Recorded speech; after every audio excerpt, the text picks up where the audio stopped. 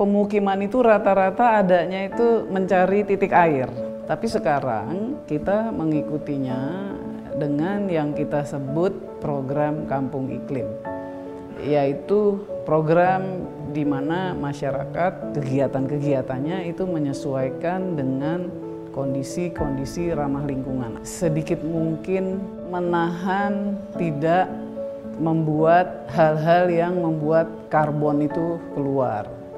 Saya mendorong seluruh masyarakat kita, ayo kita kembangkan program Kampung Iklim. Selamat sore Sobat Hijau, bertemu lagi dengan saya Tasya Kamila di podcast Ngabuburit di Hutan.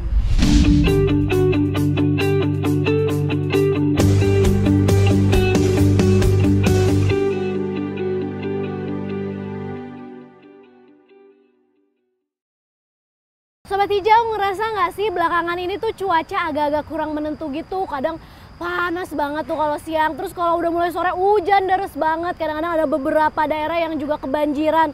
Wah, jangan sampai cuaca yang labil ini mengurangi semangat kita untuk berpuasa ya.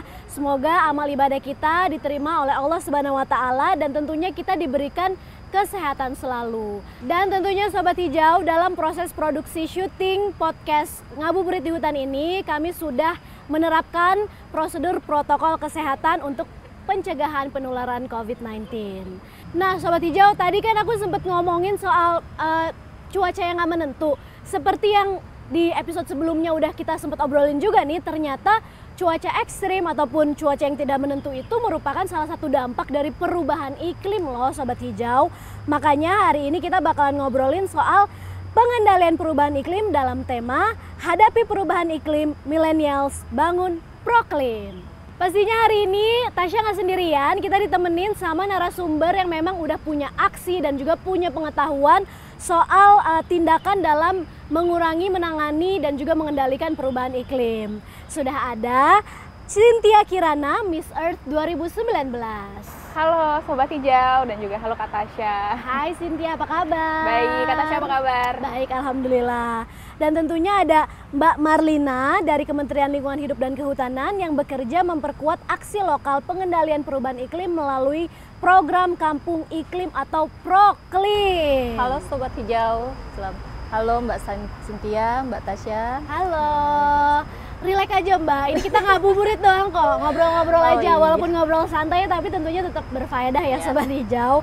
Nah pada podcast kali ini kita akan mengupas salah satu aksi nyata dalam menghadapi perubahan iklim dengan cara meningkatkan peran serta masyarakat untuk tanggap perubahan iklim melalui program Kampung Iklim atau biasa disebut dengan Proklim. Seperti apa sih Proklim itu?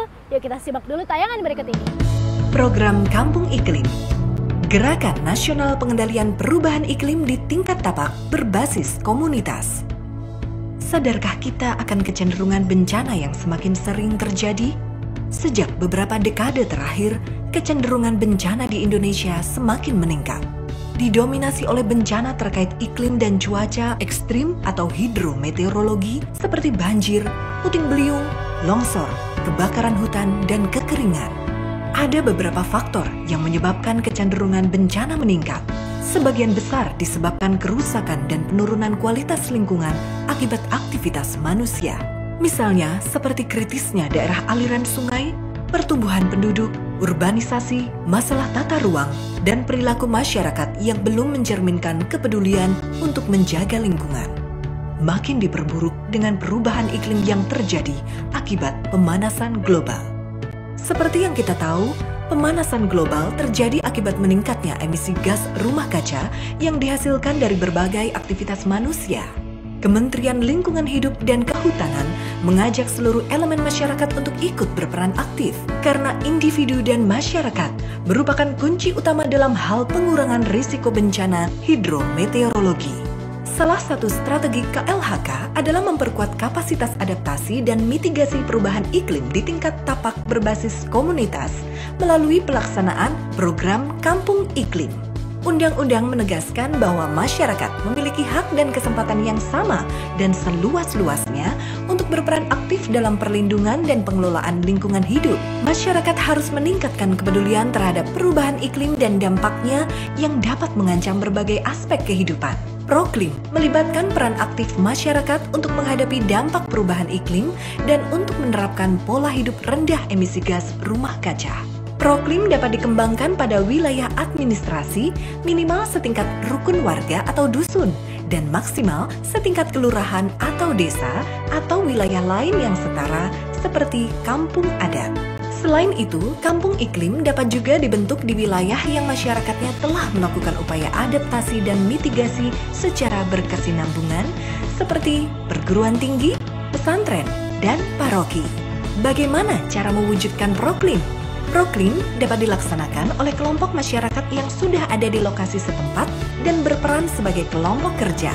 Kelompok kerja proklim ini kemudian mengidentifikasi kerentanan, risiko, dan dampak perubahan iklim yang terjadi di lokasi setempat, dan juga sumber emisi di lokasi setempat. Hasil dari identifikasi awal kemudian dituangkan ke dalam profil kerentanan dan emisi gas rumah kaca. Selanjutnya, kelompok kerja proklim mengidentifikasi sumber daya manusia yang tersedia dan kebutuhan pelatihan. Dilanjutkan dengan merencanakan peningkatan kapasitas masyarakat. Bersama kelompok kerja, masyarakat merumuskan tujuan dan sasaran yang ingin dicapai dalam menghadapi perubahan iklim. Gagasan-gagasan yang muncul dituangkan untuk menyusun rencana aksi adaptasi dan mitigasi perubahan iklim, serta penguatan kelembagaan dan dukungan keberlanjutan. Langkah selanjutnya adalah dengan menyusun perencanaan aksi adaptasi perubahan iklim. Misalnya, pengendalian kekeringan, banjir, dan longsor dengan pembuatan penampungan air hujan, biopori, dan sumur resapan, melakukan upaya penghematan air, membuat atau memodifikasi bangunan sehingga adaptif terhadap perubahan iklim, dan membuat sarana pengendali banjir. Peningkatan ketahanan pangan, misalnya dengan menerapkan sistem pola tanam bergilir, penganekaragaman tanaman pangan, dan pertanian terpadu. Kemudian membuat serta merawat saluran irigasi dan memanfaatkan lahan pekarangan, misalnya untuk menanam sayuran, tanaman obat, kolam ikan, dan lain sebagainya. Pengendalian penyakit terkait iklim dengan mengendalikan vektor penyakit, misalnya mengaktifkan peran jumantik dan melaksanakan 3M, serta menerapkan PHBS, sanitasi, dan penyediaan air bersih. Perencanaan aksi mitigasi perubahan iklim, misalnya dengan pengelolaan limbah padat dan cair, penggunaan energi baru terbarukan, konservasi, dan penghematan energi, melakukan budidaya pertanian rendah emisi, meningkatkan tutupan vegetasi, mencegah dan menanggulangi kebakaran hutan dan lahan. Perencanaan aksi adaptasi dan mitigasi perubahan iklim di wilayah pesisir, yaitu dengan penanganan atau antisipasi kenaikan muka air laut, rop, intrusi, abrasi, ablasi, erosi akibat angin, dan gelombang tinggi, pembuatan struktur pelindung buatan, dan mata pencaharian alternatif. Selanjutnya adalah pelaksanaan rencana aksi-aksi tersebut. Aksi dilaksanakan dengan memprioritaskan aksi yang berkontribusi paling besar untuk menurunkan emisi gas rumah kaca atau yang menjawab ancaman terkait dampak perubahan iklim yang paling kritis. Proklim merupakan kegiatan berbasis komunitas yang berkelanjutan, sehingga penguatan kelembagaan merupakan kunci keberhasilan dalam pelaksanaan proklim. Kelompok masyarakat yang terdapat pada lokasi proklim merupakan ujung tombak dalam pelaksanaan kegiatan adaptasi dan mitigasi perubahan iklim di tingkat tapak. Dengan pelaksanaan aksi yang berkesinambungan dan berkelanjutan, proklim dapat memberikan manfaat di bidang ekonomi, sosial, lingkungan, dan pengurangan risiko bencana terkait iklim. Dengan proklim pula, kita dapat membangun generasi baru yang peduli terhadap perubahan iklim. Demi anak cucu kita, demi keberlangsungan kehidupan di bumi. Ayo, bersama Proklim, kita laksanakan aksi adaptasi dan mitigasi perubahan iklim secara berkelanjutan. Wow, ternyata memang aksi nyata itu harus dilakukan dari lingkungan terdekat kita dulu ya. Dari rumah kita sendiri, itu juga ngaruh loh. Apalagi kalau kita bisa bikin lingkungan di sekitar kita udah sampai Proklim, itu udah pasti keren banget deh.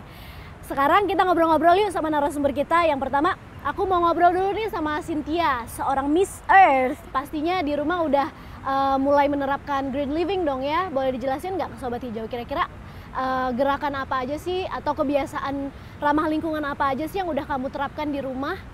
Kalau dari rumah sih mungkin ke reduce, reuse, recycle sih. Jadi aku mengurangi penggunaan sampah plastik. Jadi penggunaan sekarang itu barang-barang yang reusable. Kayak misalnya pakai stainless straw sekarang. Atau misalnya kalau misalnya belanja udah pakai reusable bag.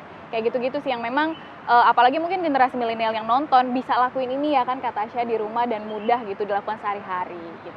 Wah, betul banget tuh. Jadi dimulai dari kegiatan-kegiatan yang memang mudah dilakukan dan juga bisa dilakukan setiap hari. Ubah kebiasaan kita dari reduce, reuse, dan recycle. Contohnya mengurangi sampah, mengurangi timbulan sampah yang nanti berakhir ke TPA. Karena kalau sampah numpuk terus di TPA, itu kan juga menghasilkan gas metan ya Mbak Marlina ya. Gas metan itu kan juga seperti yang kemarin kita udah dijelaskan gitu, itu berpengaruh juga, berkontribusi terhadap perubahan iklim.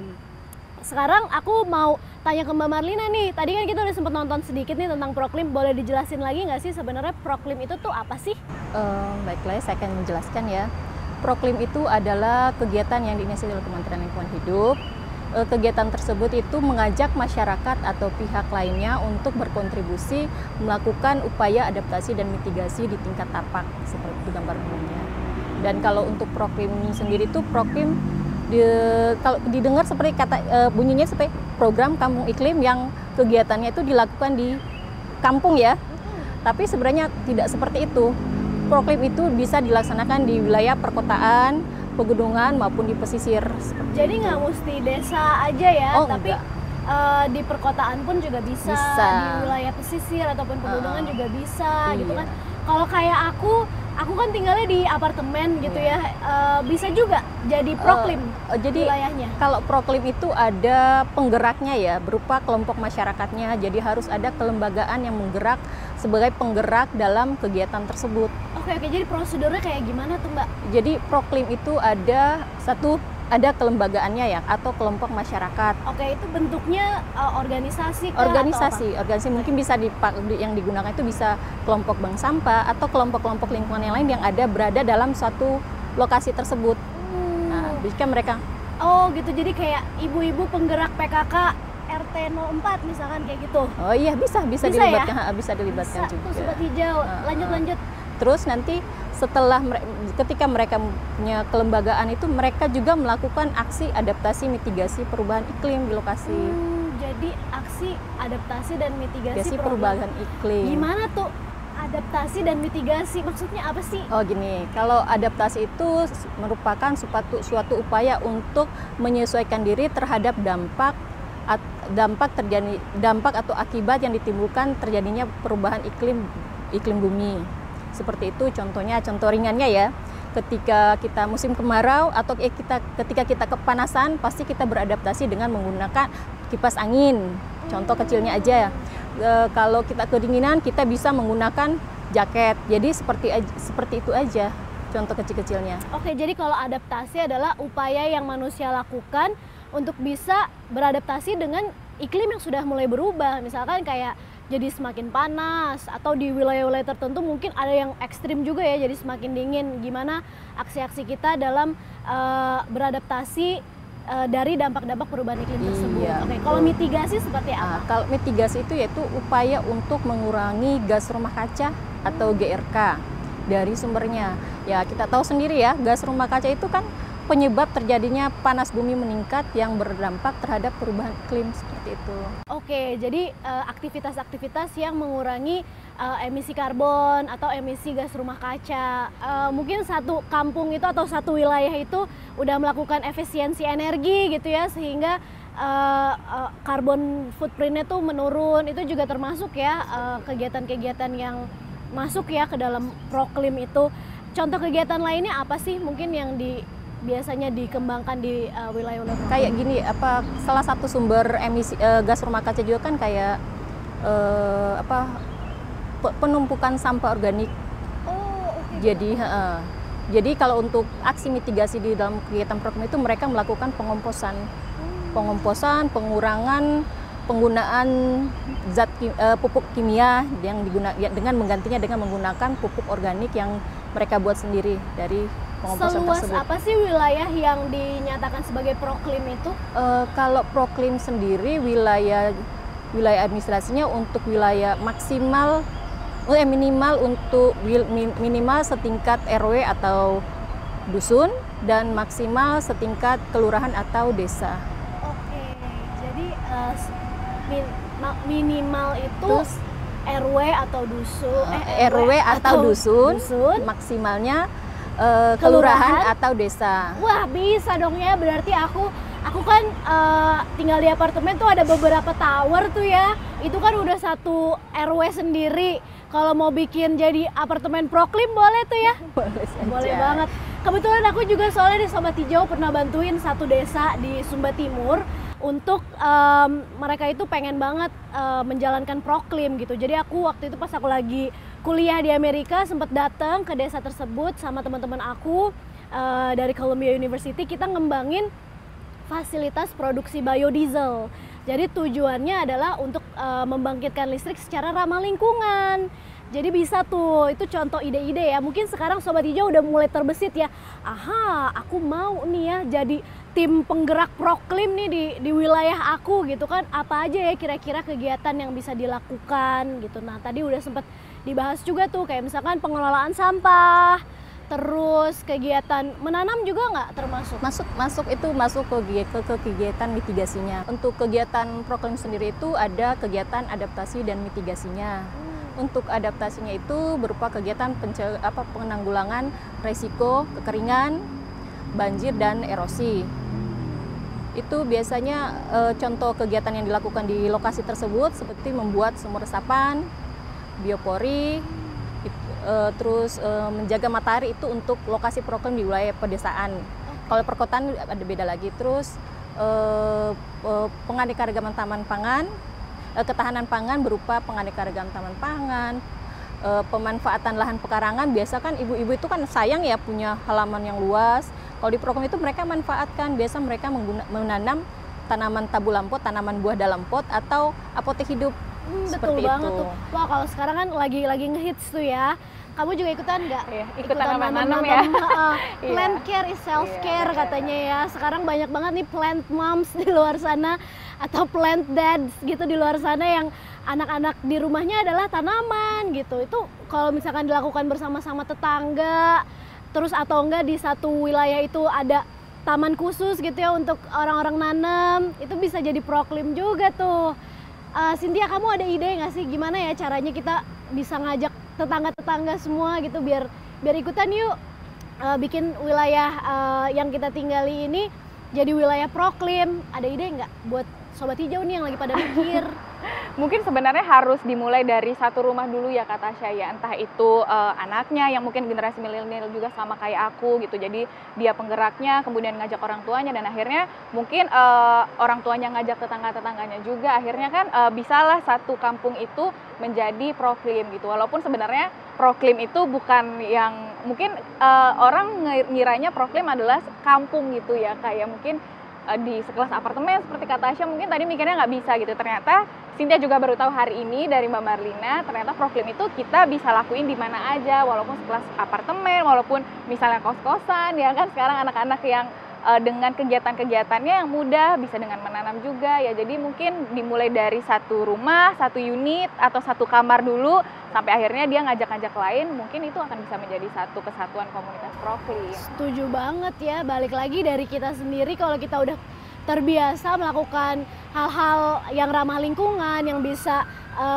memitigasi ataupun hal-hal yang bisa berhubungan dengan adaptasi perubahan iklim, itu siapa tahu bisa menginfluence ya orang-orang di sekitar kita dan jadi pada ikutan. Ujung-ujungnya mungkin daerah kita bisa dinyatakan sebagai proklim gitu ya. Terus Cynthia sendiri udah pernah berkunjung belum sih ke Kampung Proklim? Nah kebetulan belum nih, karena aku juga nggak tahu proklim ini apakah ada di Jakarta apa enggak. Kira-kira Mbak Marlina ada ya berarti di Jakarta ya? Kalau untuk proklim sendiri dia tersebar, pokoknya dia tersebar di wilayah perkotaan maupun di pedesaan. Kalau untuk wilayah Jakarta itu ada salah satu lokasi di RW 01 Sunterjaya, Jakarta Utara. Di situ mereka udah termasuk bagus ya lokasinya, mereka udah melakukan pengomposan komunal, mereka udah melakukan kegiatan ketahanan pangan, udah itu dilakukan di ganggang rumah. Itu kan pemukiman padat penduduk ya. Jadi mereka memanfaatkan lahan-lahan yang kosong sedikit atau jalan yang kosong sedikit, mereka menanam buah-buahan atau menempatkan tanaman pekarangan gitu. Pasti kalau setiap wilayah, setiap RW, setiap kampung, setiap desa di Indonesia udah menerapkan aksi-aksi ataupun kegiatan-kegiatan proklim, aku jamin pasti Indonesia makin asri, makin adem, tetangganya juga saling rukun satu sama lain ya. Nah pastinya Sobat Hijau jadi semakin penasaran dan juga semakin tertarik kan ya soal proklim ini. Nah untuk lebih jelas lagi soal proklim, kita dengerin yuk penjelasan dari Menteri Lingkungan Hidup dan Kehutanan Ibu Siti Nurbaya. Selamat sore Sobat Hijau, Millennials, ketemu lagi ya. Kita ngomongin program Kampung Iklim. Itu program yang sangat penting loh. Dan sangat penting atas berbagai alasan. Pertama, bahwa seperti udah kita bahas, bahwa persoalan iklim itu telah membawa banyak konsekuensi. Misalnya, naiknya tinggi muka air laut sehingga terjadi banjir rob. Kena deh tuh pemukiman-pemukiman yang di kota-kota, terutama di kota-kota tepi pantai. Dalam sejarah peradaban dunia dan katakanlah terutama di Indonesia, itu pemukiman itu rata-rata adanya itu mencari titik air atau water point.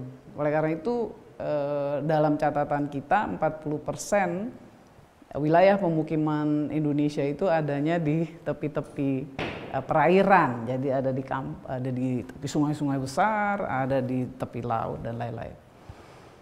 Nah, oleh karena itu apa yang harus dilakukan, yang bisa dilakukan, dan sebetulnya dari zaman dulu juga manusia menyesuaikan dengan situasi yang ada. Tapi sekarang kita mengikutinya dengan yang kita sebut program Kampung Iklim, yaitu program di mana masyarakat di dalam kehidupan sehari-hari, di dalam kegiatan-kegiatannya itu menyesuaikan dengan kondisi-kondisi ramah lingkungan. Artinya apa?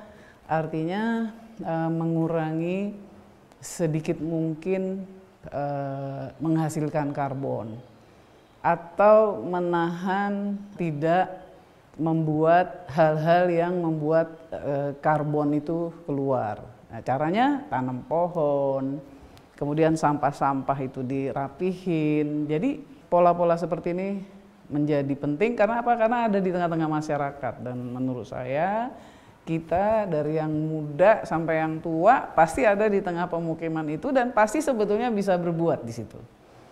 Saya udah diajak oleh kawan-kawan di Direktorat Jenderal, oleh Mbak Tantri dan kawan-kawan itu ke daerah-daerah kampung iklim. Kita di Indonesia udah punya 3.000 lebih, mungkin 3.900-an. Tapi kalau kita lihat keadaan hari-hari, sebetulnya harusnya menurut saya sih sampai 20.000 gitu loh. Masa cuman sekian ribu.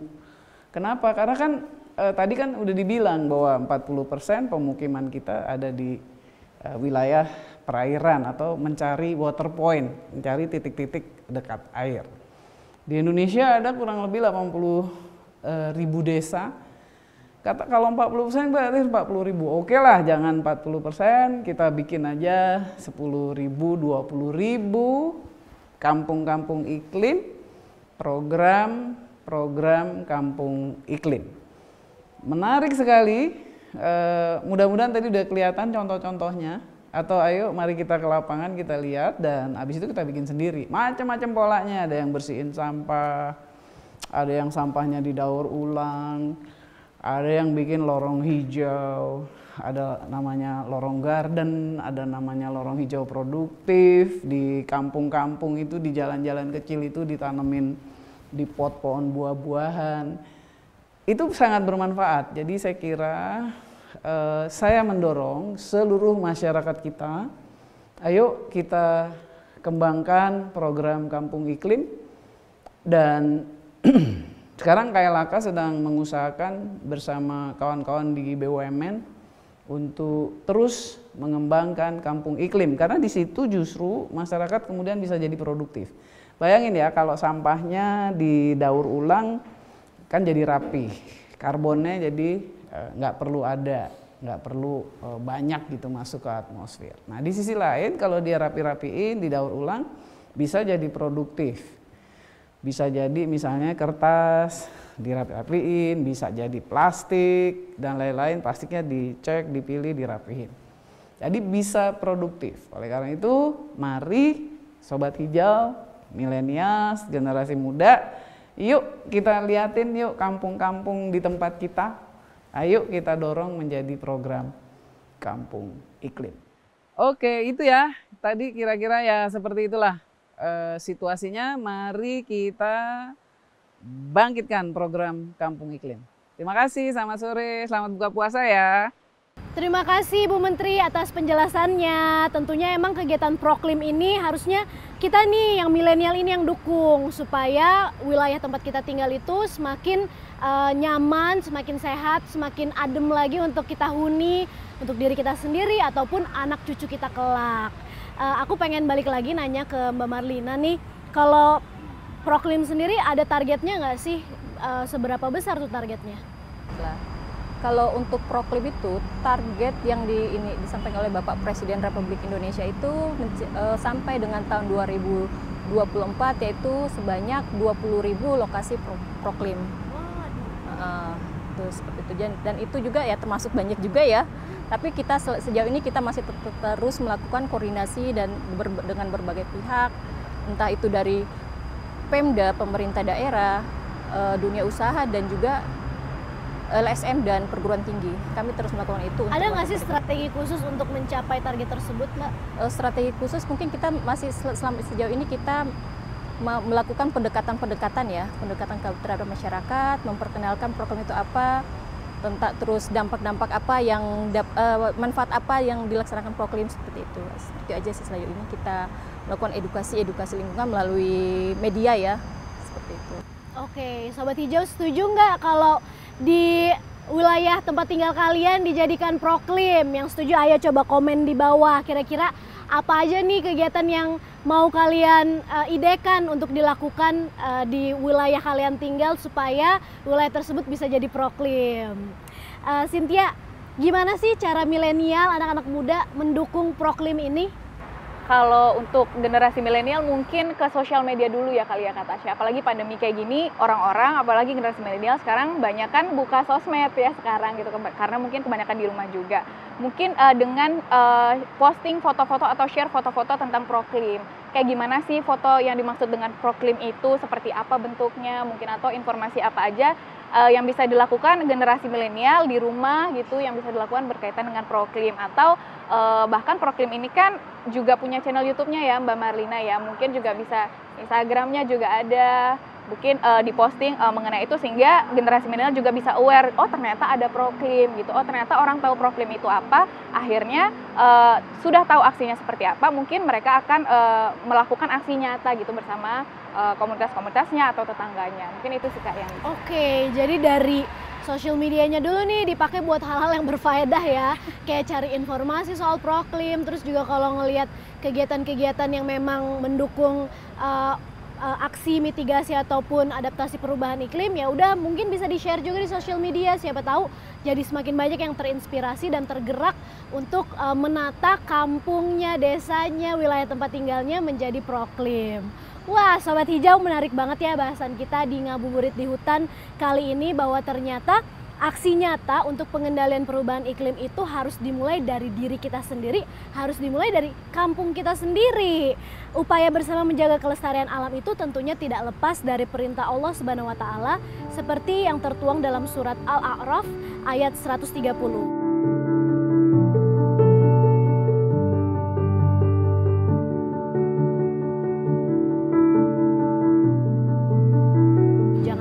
Kita berbuat zalim seperti Fir'aun yang diazab dengan kemarau yang berkepanjangan.